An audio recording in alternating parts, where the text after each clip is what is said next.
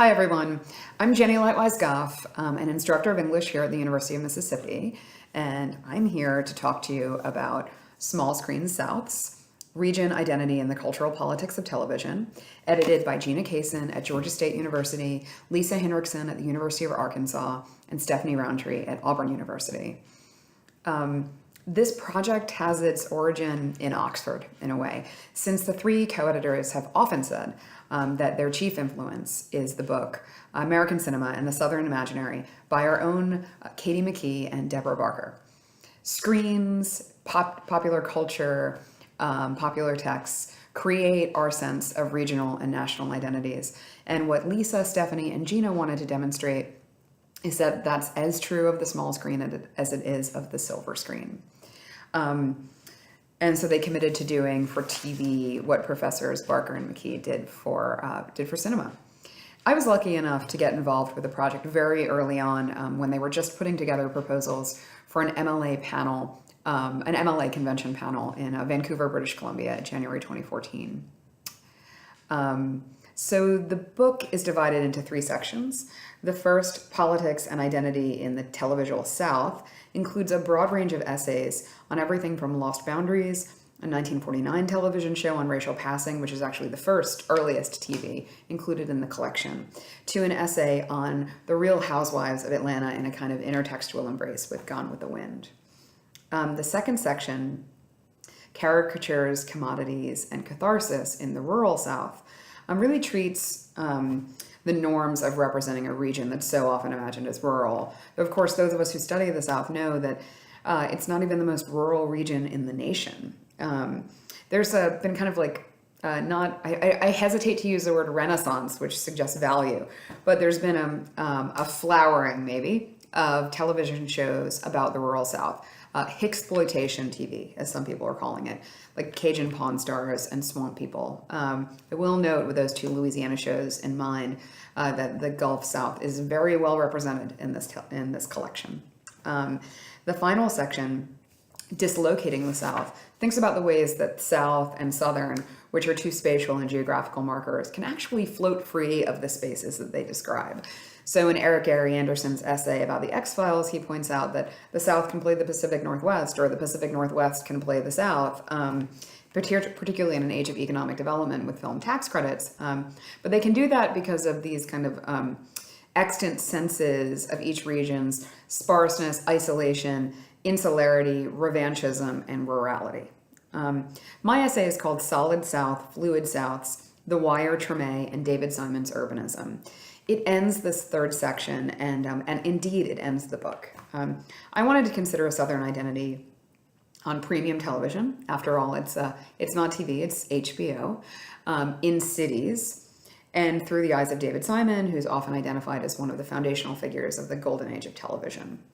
He's consistently praised for his interest in cities. And that's a kind of peculiar trait for an American artist, since we are a peculiarly anti-urban nation. In the 21st century, people often address the slavery apologism and racism of the founding generation. But those ideas are kind of part of their anti-urbanism, and these ideas are kind of mutually constitutive of one another. In Notes on the State of Virginia, Thomas Jefferson's one and only book, he says that cities contribute no more to the functioning of a democracy than sores contribute to the bodies of their hosts. So for Jefferson, who idealizes small towns and small farms, cities are parasites on the body of like this kind of yet unsettled frontier. He always prizes the yeoman farmer as the sort of key figure for like a kind of the perfect citizen. And much of our art has followed from Jefferson's principle. You can think about Huck Finn lighting out to the territory, or any number of other images of like what it means to be free as tied to open land rather than dense living. So when an artist like David Simon puts cities at the center of thinking about cooperation, democracy, progress, how we live together and how we work together and how we will essentially push each other to be our best selves, that is a departure from so much American art. And what's interesting about David Simon, to me at least, is that while he's often praised as a sort of figure of the city and a kind of bard of the city, I'm suddenly thinking of Walt Whitman, another bard of the city, it's seldom mentioned that his two most successful shows The Wire and Tremé actually represent the borders of the South, the northernmost border in Baltimore and the southernmost border in New Orleans. That is a partisan claim to say that those are where the borders lie. It's a partisan interpretation. It's my interpretation. And of course, if you study the South, you know that where you draw those lines on the map it's always a partisan process. It's always an interpretive process. So I tarry with Baltimore and New Orleans in order to contest what I think of as the four exceptionalisms that make American politics. There's first American exceptionalism, the idea that we are a particularly virtuous nation, endowed with a civilizing mission. Secondly, there's Southern exceptionalism, the notion that the South either resists or distills all of those virtues, depending upon whether or not you're thinking about exceptionalism in its most negative or positive valence. There's Louisiana exceptionalism, as I call it, which is the sense that places that are characterized by French and Spanish influences are radically different than the rest of the nation or the region. And finally, there's urban exceptionalism, the sense that cities are dramatically different from either the states or regions in which they're positioned. These are myths to my mind, and they're myths that we live by. And because of that, they're myths that require examination. And I really do mean something as neutral as examination, not necessarily refutation or rejection, just complication. So I'll note, for example, about Louisiana exceptionalism. New Orleans is often described as a French city. So are Dubuque, Duluth, and Detroit, three Midwestern cities that were part of the Louisiana Purchase, where you can hear the influence of Francophone settlers on their names.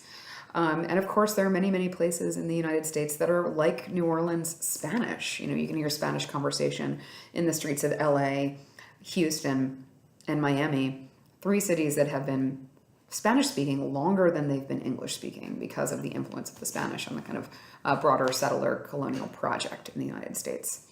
So ultimately, I'm interested in the ways that New Orleans and Baltimore are not only cities, despite the fact that southern cities are often kind of minimized as provincial and small. They're not only troubled cities, they're not only sprawl cities, they're not only white flight cities, they're not only environmentally vulnerable cities, they're coastal cities. They sit on the literal periphery of the region and the nation, a literal boundary. And yet that might make them more rather than less constitutive of regional and national identity, considering that the oldest settler colonies on this previously settled continent are coastal cities, and planned cities at that. As I hasten to tell my students when I teach on urban literatures, and particularly the urban South, New York City was not planned to be a city. It was planned to be a trading post, and it eventually expands to become a city because the Hudson and the East are dredged, and land is sort of like soil is brought up to widen the island of Manhattan. But when it comes to planned cities, those places are all in the South. New Orleans is planned to be a city. Savannah is planned to be a city. Charleston is planned to be a city. These are sites where the best Enlightenment thinking on what constituted a healthy streetscape and a healthy street plan came to bear on the bodies of those places. And you can still see that Enlightenment thinking, that sort of anti-Jeffersonian Enlightenment thinking, preserved for the pleasure of visitors on the streetscape of the French Quarter or the Savannah Historical District or the Charleston Peninsula. These are places that are, again, really preserved for the pleasures of tourists and are often too expensive for people who've lived there all of their lives to eat, live, and sometimes even work because of commutes and sprawl.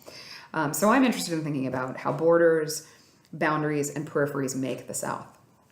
After Reconstruction, when only white Southerners could vote because of the resurgence of Jim Crow laws and exclusive voting restrictions, rather, people outside the region began calling it the Solid South because there was such a reliable voting bloc here.